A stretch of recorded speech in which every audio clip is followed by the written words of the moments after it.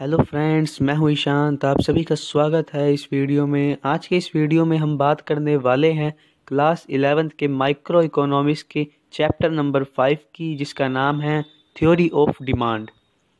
Demand क्या होती है, डिमांड कहते किसे हैं, ये सब हम आज की वीडियो में कवर करेंगे। तो सबसे पहले क्वेश्चन राइज होता है कि व्हाट इज़ डिमांड। डिमांड क्या होती है? क्या विशेष ही डिमांड होती हैं? ये डिमांड का मतलब तो है, लेकिन आधा अधूरा मतलब है। डिमांड बना है मेनली 3 चीज़ों से। आइए देखते हैं कौन कौन सी हैं वो 3 चीज़ें। नंबर फर्स्ट है desire to buy a commodity, यानी कि किसी भी वस्तु को, किसी भी कमोडिटी को खरीदने की इच्छा। नंबर सेकंड है सफिशिएंट परचेजिंग पावर, क्या हम उस एक पर्टिकुलर चीज़ को खरीद सकते हैं, हमारे पास उतने पैसे भी हैं या नहीं। Number third willingness to spend, क्या हम अपनी पूंजी उस एक पर्टिकुलर चीज़ के ऊपर खर्च कर सकते हैं या करना चाहते हैं। इसको इसमें और क्लियरिटी लाने के लिए हम एक एग्जांपल लेते हैं। मान लो मैंने एक ओरिजिनल बैट खरीदना है जो है 2000 रुपये का। ये तो मेरी हो गई एक डिज़ायर, एक इच्छा। लेकिन मेरे पास उस बैट को खरीदने के पैसे नहीं हैं, तो ये डिमांड नहीं कहलाएगी। एक फर्दर एग्जांपल और ले लेते हैं।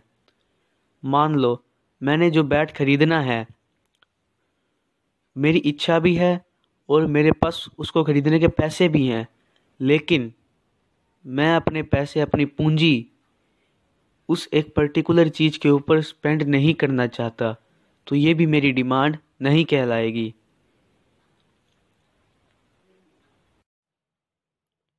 एक और एग्जांपल लेते हैं। मान लो मैंने एक बाइक खरीदनी है जिसका नाम है स्प्लेंडर आई स्मार्ट।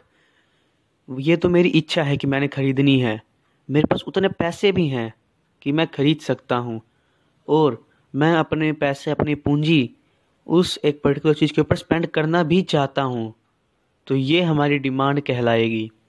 आइए एक प्रॉपर डेफिनेशन और देख लेते हैं डिमांड की। Demand for the commodity is the desire to buy a commodity with sufficient purchasing power and willingness to spend. वही 3 बातें आ गई जो हमने ऊपर पढ़ी थी। Desire to buy a commodity, sufficient purchasing power and willingness to spend. जब भी ये 3 चीज़ें इकट्ठे आ जाएं, मतलब वो डिमांड है। तो ये टॉपिक था हमारा डिमांड का। नेक्स्ट है quantity demand. Quantity demand, it refers to a specific quantity to be purchased against a specific price of a commodity। Quantity demand क्या होती है, आइए जानते हैं। एक स्पेसिफिक प्राइस पर एक स्पेसिफिक क्वांटिटी को परचेज करना ही क्या कहलाती है, क्वांटिटी डिमांड कहलाती है। फॉर एग्जांपल, यहाँ पर हमारे पास है PX, यानी कि price of goods, QX quantity of goods. जैसे जैसे प्राइस बढ़ता जा रहा है, वैसे वैसे क्वांटिटी डिक्रीज़ हो रही है, घटती जा रही है। जैसे कि आप देख भी सकते हैं, जब पहले प्राइस था 1, तब क्वांटिटी ऑफ गुड्स थी 4। जब प्राइस हुआ 2, तो वो डिक्रीज़ होकर क्या हो गई 3। जब प्राइस हुआ 3, तो और डिक्रीज़ होकर क्या हो गई 2। जब प्राइस 4 हुआ, तो क्वांटिटी ऑफ गुड्स कितने पे आ गए, 1 पे। और इसमें से अगर हम एक पर्टिकुलर प्राइस पर पर्टिकुलर क्वांटिटी खरीदते हैं, तो वो हमारी क्या हो जाती है, क्वांटिटी डिमांड हो जाती है। जैसे यहाँ पर आप देख भी सकते हैं, मैंने प्राइस लिया है 2 और क्वांटिटी परचेज की है 3, तो ये हो गई हमारी क्वांटिटी डिमांड। एक स्पेसिफिक प्राइस पर स्पेसिफिक क्वांटिटी को परचेज करना ही क्या कहलाता है, क्वांटिटी डिमांड कहलाता है। हमारा नेक्स्ट टॉपिक है डिमांड शेड्यूल। आइए देखते हैं डिमांड शेड्यूल क्या होता है। एक शेड्यूल क्या होता है, शेड्यूल का मतलब होता है टेबल। डिमांड टेबल क्या होती है, जो डिफरेंट प्राइस पे अलग अलग क्वांटिटी को शो करती है, वो डिमांड टेबल कहलाती है। आइए एक डेफिनेशन देखते हैं डिमांड की, डिमांड शेड्यूल की। Demand schedule is a table which shows the relationship between price and quantity demand of a commodity. Demand schedule एक ऐसी टेबल होती है जो एक संबंध बताती है प्राइस के और क्वांटिटी डिमांड के बीच में एक कमोडिटी की। नेक्स्ट हम बात करते हैं डिमांड शेड्यूल के कंसेप्ट के बारे में। आइए देखते हैं concept of demand schedule.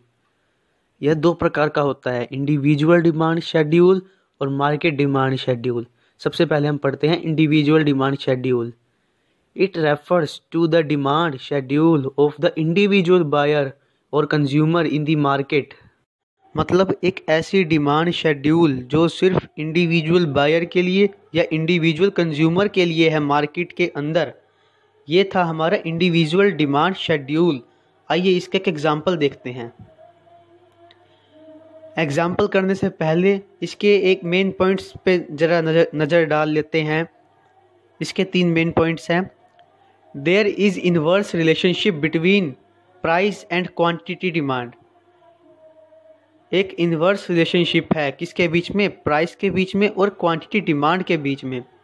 If price increase the demand will decrease. अगर प्राइस बढ़ता है तो डिमांड घटती है, और इसका vice versa. If price decrease the demand will increase. Price घटता है तो डिमांड अपने आप क्या है, बढ़ जाती है। एक एग्जांपल देख लेते हैं। Price in rupees, quantity in units.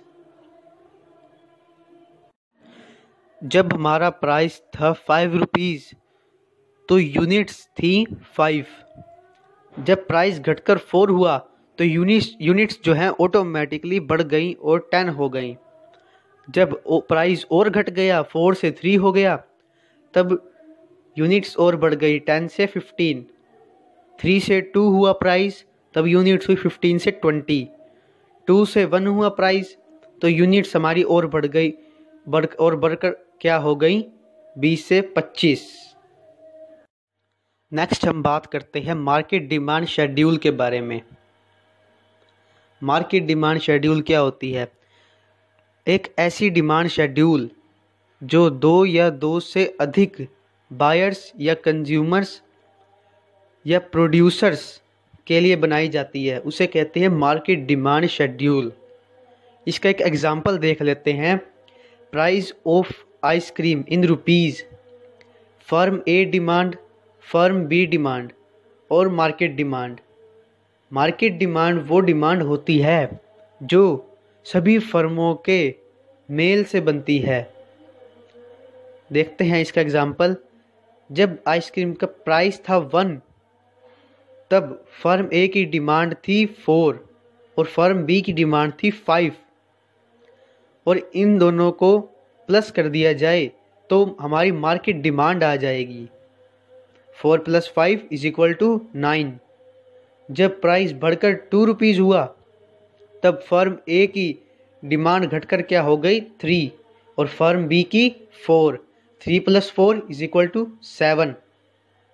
जब प्राइस घटकर 3 हुआ, बढ़कर 3 हुआ, तब फर्म ए की डिमांड हो गई 2 और फर्म बी की डिमांड हो गई 3। जब प्राइस और बढ़ा तब फर्म ए की डिमांड हो गई 1 और फर्म बी की डिमांड हो गई 2, और इन दोनों को मिला के 1 + 2 = 3। तो यहाँ तक हमने बात की डिमांड शेड्यूल के बारे में। अब हम करेंगे बात डिमांड कर्व के बारे में। Demand curve is a graphical representation of demand schedule. जो डिमांड कर्व होती है वो डिमांड शेड्यूल की ही ग्राफिकल रिप्रेजेंटेशन होती है। ये 2 प्रकार की होती है, इंडिविजुअल डिमांड कर्व और market demand curve. First of all, individual demand curve.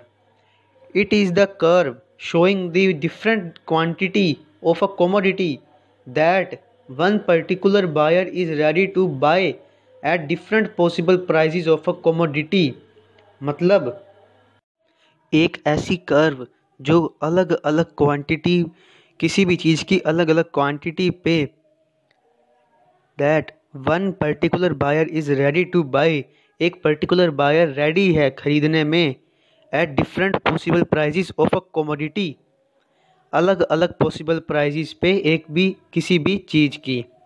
आइए एक एग्जांपल देखते हैं जिससे और क्लैरिटी बनेगी। एक्स एक्सिस पे है हमारा क्वांटिटी डिमांड और वाई एक्सिस पे प्राइस है रुपीज़ में और क्वांटिटी डिमांड है यूनिट्स में। जब प्राइस 1 था तब क्वांटिटी डिमांड थी 25। जैसे जैसे प्राइस बढ़ता जा रहा है और क्वांटिटी डिमांड घटती जा रही है। जब प्राइस 2 हुआ तब क्वांटिटी डिमांड हुई 20। जब प्राइस और बढ़कर 3 हुआ तो क्वांटिटी डिमांड घटकर हुई 15। जब प्राइस और बढ़कर 4 हुआ तो क्वांटिटी डिमांड घटकर हो गई 10। जब प्राइस 5 पे पहुंचा तब क्वांटिटी डिमांड भी 5 पे थी। इंडिविजुअल डिमांड कर्व किसी भी एक पर्टिकुलर फर्म का ग्राफ शो करती है। तो ये था हमारा कंसेप्ट इंडिविजुअल डिमांड कर्व। अब आता है market demand curve. Market demand curve क्या होती है, आइए देखते हैं। मार्केट डिमांड कर्व वो कर्व होती है जो अलग अलग फर्मों से मिलकर बनती है। जैसे कि यहाँ पर आप एग्जाम्पल में देख सकते हैं, फर्म ए की डिमांड कर्व एक्स एक्सिस पे है पी एक्स यानी price of goods in rupees और वाई एक्सिस पे है प्राइस और एक्स एक्सिस पे है क्वांटिटी ऑफ गुड्स। तो जब क्वांटिटी ऑफ गुड्स 1 पे था तो प्राइस थे 4। जब क्वांटिटी ऑफ गुड्स 2 हुआ प्राइस घटकर हो गए 3। जब क्वांटिटी ऑफ गुड्स 3 हुआ तो प्राइस हो गए 2। जब क्वांटिटी ऑफ गुड्स 4 हुआ तो प्राइस हो गया 1। अब इसी तरह से फर्म बी में देखते हैं क्वांटिटी ऑफ गुड्स और प्राइस ऑफ गुड्स। जब प्राइस था 1 पर तो क्वांटिटी ऑफ गुड्स हुए थे 5 पर। जब प्राइस हुआ 2 पर तो क्वांटिटी ऑफ गुड्स 4 पे। जब प्राइस और बढ़कर हो गया 3 तो क्वांटिटी गुड्स भी 3 पर। जब प्राइस और बढ़कर 4 पर पहुंच गया तब क्वांटिटी गुड्स हो गए 2 पर। अब इन दोनों के प्लस से जो कर्व बनती है उसे हम कहते हैं मार्केट डिमांड कर्व। आइए देखते हैं मार्केट डिमांड कर्व। जब प्राइस था 1 तब क्वांटिटी डिमांड थी 9। ये उन दोनों के मेल से बनी है। जब प्राइस हुआ 2 तो क्वांटिटी डिमांड हो गई 7। जब प्राइस हुआ 3 तब क्वांटिटी डिमांड हो गई 5। जब प्राइस हुआ 4 तब क्वांटिटी डिमांड हो गई 3। इन फर्म्स में और मार्केट डिमांड की कर्व में फ़र्क सिर्फ इतना है कि मार्केट डिमांड कर्व थोड़ी सी फ्लैटेंड हो जाती है क्योंकि प्राइस हमारी कांस्टेंट रहता है, सेम रहता है। तो इसी के साथ हमारी आज की वीडियो ख़त्म होती है। अगर आपको वीडियो पसंद आए तो लाइक कीजिए and subscribe towards the channel and thank you.